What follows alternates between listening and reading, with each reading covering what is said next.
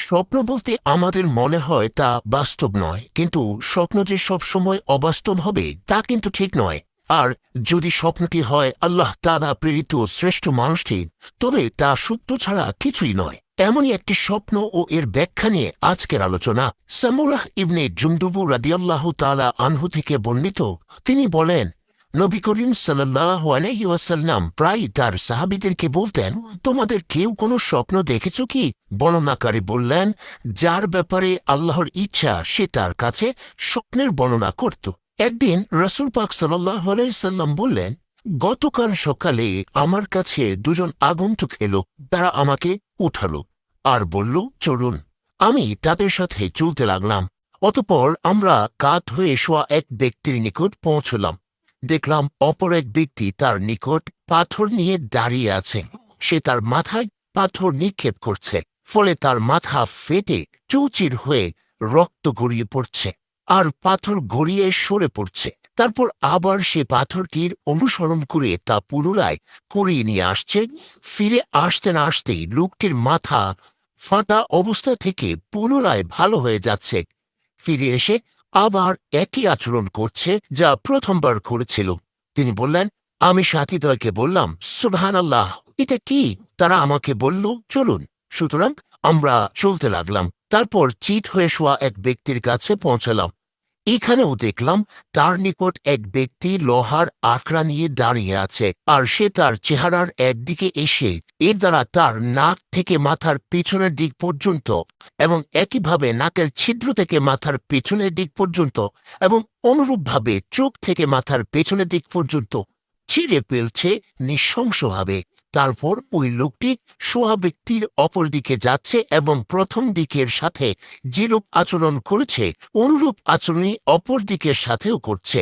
ওই দিক হতে অবসর হতে না হতে প্রথম দিকটি আগের মতো ভালো হয়ে যাচ্ছে। তারপর আবার প্রথমবারের মতো আচরণ করছে। তিনি বলেন, আমি বললাম, সুবহানাল্লাহ, এরা কারা? তারা আমাকে বলল, চলুন চলুন। সুতরাং আমরা চলতে লাগলাম এবং চূড়ার মতো বড় একটি গর্তের কাছে পৌঁছলাম। আর সেখানে শোরগোল ও নানান শব্দ ছিল। আমরা তাতে উঁকি মেরে দেখলাম তাতে বেশ কিছু উলঙ্গ নারী পুরুষ রয়েছে, আর নিচ দিক থেকে নির্গত আগুনের লেলিহান শিখা তাদের স্পর্শ করছে। যখনই লেলিহান শিখা তাদেরকে স্পর্শ করছে, তখনই তারা উচ্চ রবে চিৎকার করে উঠছে। আমি বললাম, এরা কারা?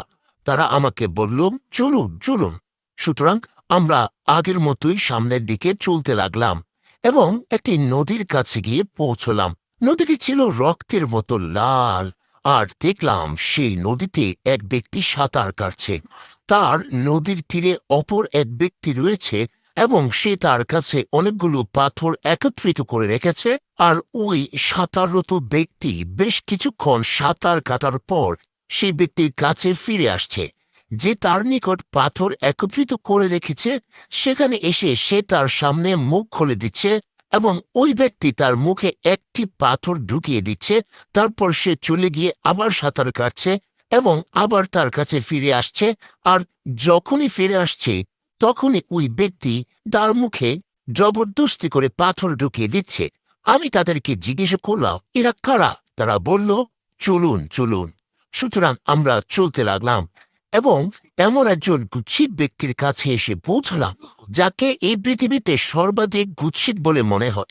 আর দেখলাম তার নিকট রয়েছে আগুন, যা সে জ্বালাচ্ছে ও তার চারদিকে ছুটে বেড়াচ্ছে। আমি তাদেরকে জিজ্ঞেস করলাম, ওই লোকটি কে? তারা বলল, চলুন চলুন। সুতরাং আমরা চলতে লাগলাম এবং একটা সবুজ শ্যামল বাগানে এসে উপস্থিত হলাম। সেখানে বসন্তের সব রকমের ফুল রয়েছে, আর বাগানের মাঝে এত বেশি দীর্ঘাকায় একজন পুরুষ রয়েছে, আকাশে যার মাথা যেন আমি দেখতেই পাচ্ছিলাম না। আবার দেখলাম তার চারদিকে এত বেশি পরিমাণ বালক বালিকা রয়েছে, যত বেশি পরিমাণ আর কখনো আমি দেখিনি। আমি তাদেরকে বললাম, উনি কে? এরা কারা? তারা আমাকে বলল, চলুন চলুন। সুতরাং আমরা চলতে লাগলাম এবং একটা বিশাল গাছের নিকট গিয়ে উপস্থিত হলাম। এমন বড় এবং সুন্দর বাগান গাছ আমি আর জীবনেও দেখিনি। তারা আমাকে বলল, এর উপরে চড়ুন। আমরা উপরে চড়লাম। শেষ পর্যন্ত সোনার উপর ইটের তৈরি একটি শহরে গিয়ে আমরা উপস্থিত হলাম। আমরা শহরের দরজায় পৌঁছালাম এবং দরজা খুলতে বললাম। আমাদের জন্য দরজা খুলে দেওয়া হলো। আমরা তাতে প্রবেশ করলাম। তখন সেখানে কতক লোক আমাদের সাথে সাক্ষাৎ করলো, যাদের অর্ধেক শরীর এত সুন্দর ছিল, যত সুন্দর তুমি দেখেছ তার থেকেও অধিক, আর অর্ধেক শরীর এত কুৎসিত ছিল, যত কুৎসিত তুমি দেখেছ তার থেকেও অধিক। সাথীদ্বয় ওদেরকে বলল, যাও ওই নদীতে গিয়ে নেমে পড়ো। আর সেটা ছিল সুপ্রশস্ত প্রবাহমান নদী, তার পানি যেন ধবধবে সাদা। ওরা তাতে গিয়ে নেমে পড়ল। অতঃপর ওরা আমাদের কাছে ফিরে এলো।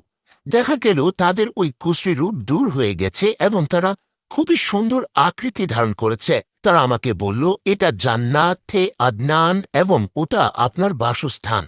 তিনি বললেন, উপরের দিকে আমার দৃষ্টি গেলে দেখলাম ধবধবে সাদা মেঘের মতো একটি প্রাসাদ রয়েছে। তারা আমাকে বলল, ওইটা আপনার বাসগৃহ। তিনি বললেন, আমি তাদেরকে বললাম, আল্লাহ তোমাদের মাঝে বরকত দিন, আমাকে ছেড়ে দাও, আমি এতে প্রবেশ করি। তারা বলল, আপনি অবশ্যই এতে প্রবেশ করবেন, তবে এখন নয়। আমি বললাম, আমি রাতে অনেক বিস্ময়কর ব্যাপার দেখতে পেলাম, এগুলোর তাৎপর্য কি? তারা আমাকে বলল, আচ্ছা আমরা আপনাকে বলে দিচ্ছি। ওই যে প্রথম ব্যক্তিকে যার কাছে আপনি পৌঁছলেন, যার মাথা পাথর দিয়ে চূর্ণ বিচূর্ণ করা হচ্ছিল, সে হলো ওই ব্যক্তি যে কোরআন গ্রহণ করে তা বর্জন করে ফেলেছিল আর ফরজ সালাত ছেড়ে ঘুমিয়ে থাকে। আর ওই ব্যক্তি যার কাছে গিয়ে দেখলেন যে তার গশ থেকে মাথার পেছনের দিক পর্যন্ত এবং একইভাবে নাকের ছিদ্র থেকে মাথার পেছনের দিক পর্যন্ত এবং অনুরূপভাবে চোখ থেকে মাথার পেছনের দিক পর্যন্ত চিরে ফেলা হচ্ছে, সে হলো ওই ব্যক্তি যে সকালে আপন ঘর থেকে বের হয়ে এমন মিথ্যা বলে যা চতুর্দিকে ছড়িয়ে পড়ে। আর যে সকল উলঙ্গ নারী পুরুষ যারা চুলা সদৃশ্য গর্তের অভ্যন্তর রয়েছে, তারা হলো ব্যভিচারিণীর দল। আর ওই ব্যক্তি যার কাছে পৌঁছে দেখলেন যে সে নদীতে সাঁতার কাটছে ও তার মুখে পাথর ঢুকিয়ে দেওয়া হচ্ছে, সে হলো সুদখোর। আর ওই কুৎসিত ব্যক্তি যে আগুনের কাছে ছিল এবং আগুন জ্বালাচ্ছিল আর তার চারপাশে ছুটে বেড়াচ্ছিল, সে হলো মালেক ফেরেশতা জাহান্নামের দারোগা। আর ওই দীর্ঘাকায় ব্যক্তি যিনি বাগানে ছিলেন, তিনি হলেন ইব্রাহিম আলাইহিসসালাম। আর তার চারপাশে যে বালক বালিকারা ছিল, ওরা হলো তারা যারা ইসলামী প্রকৃতি নিয়ে মৃত্যুবরণ করেছে। বরকানির বর্ণনায় আছে, তখন কিছু সংখ্যক মুসলিম জিজ্ঞেস করলেন, হে রাসূল সাল্লাল্লাহু আলাইহি সাল্লাম, মুশরিকদের শিশু সন্তানরাও কি সেখানে আছে? রাসূলুল্লাহ সাল্লাল্লাহু আলাইহি সাল্লাম বললেন, মুশরিকদের শিশু সন্তানরাও সেখানে আছে।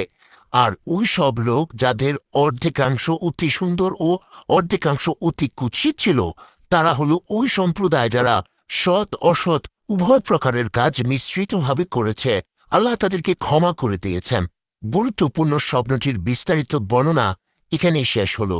তবে উল্লেখিত ঘটনাসমূহ অবশ্যই আমাদের জন্য সতর্কবার্তা বহন করে এবং একটি পরকালমুখী জীবন গড়তে তাগিদ দেয়। আল্লাহ আমাদের জন্য সকল কাজ সহজ করুন, সিরাতাল মুস্তাকিম দান করুন। আমিন।